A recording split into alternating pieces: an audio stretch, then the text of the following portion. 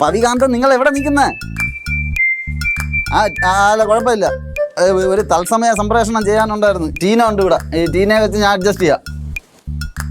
ആ ചാരുവിൻ്റെ പുറകെ മണപ്പിച്ച് നടക്കാതെ വല്ല ജോലിയും ചെയ്യും. ശമ്പളം ചോദിക്കുന്നതിൽ ഇതൊന്നും ഇല്ലല്ലോ.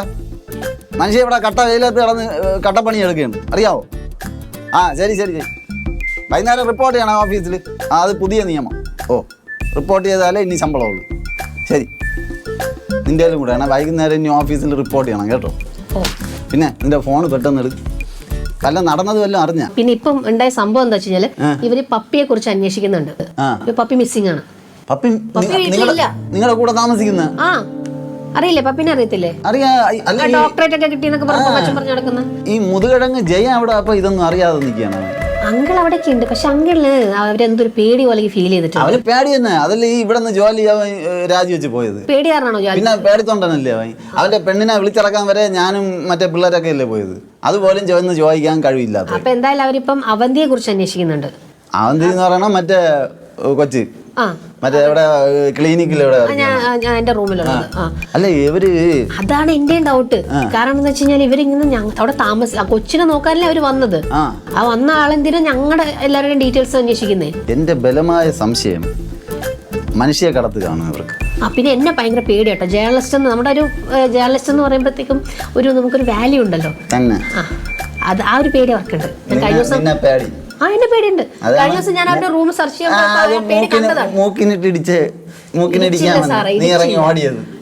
ഞാൻ ഇറങ്ങി ഓടി. അത് നീ ഈ ബോംബെന്ന് വന്നപ്പോഴേ ഈ തള്ളും കൂടെ കൊണ്ടാണ് വന്ന? അതെങ്ങനെ കൊണ്ടുവന്ന? ബാഗിൽ കൊണ്ടുവന്നു? തള്ളാണോ? ഒരാള് മൂക്കിനിട്ട് ഇടിക്കാൻ വേണ്ടി എനിക്ക് അറിയാത്തോണ്ട് ചോദിക്കാണ്. ഒരു കഴിവില്ലാത്ത നീ എങ്ങനെയാണ് നിന്നെ ഇടയ്ക്കിടയ്ക്ക് ഇങ്ങനെ ബൂസ്റ്റ് ചെയ്ത് പറയണത്? എനിക്ക് മനസ്സിലാവണില്ല. അത് ഏത് യൂണിവേഴ്സിറ്റിയിൽ നിന്നെ പഠിപ്പിച്ചു? അല്ല സാർ, ഒരു കാര്യം ഞാൻ പറയട്ടെ. ഒരു കേസ് തന്നെ ഏൽപ്പിച്ചിട്ടുണ്ടല്ലോ, അതെന്തായാലും ഞാൻ തെളിയിച്ചിരിക്കും. ഇതിപ്പോ എനിക്ക് സമയം തരണം.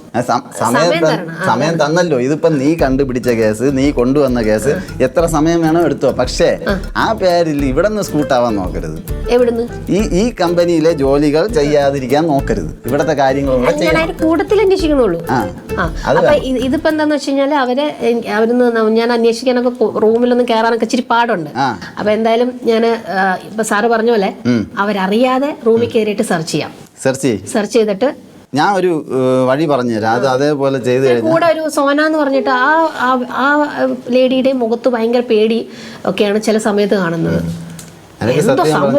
അതെ, നിന്നെ എനിക്ക് തോന്നുന്നത് ഇവർ രണ്ടുപേരും കൂടെ മനുഷ്യകടത്തിന്റെ സംഭവമായിരിക്കും. അത് ഞാൻ ഒരു വഴി പറഞ്ഞുതരാം, നീ അതേപോലെ ചെയ്യൂ. സാർ എന്താന്ന് വെച്ച് കഴിഞ്ഞാൽ സൊല്യൂഷൻ പറ. നീ ചെന്നിട്ട് അവരുടെ റൂമിൽ കയറണം. ഒരു തവണ കയറിയതാണ്, ഒന്നുകൂടെ കയറണം.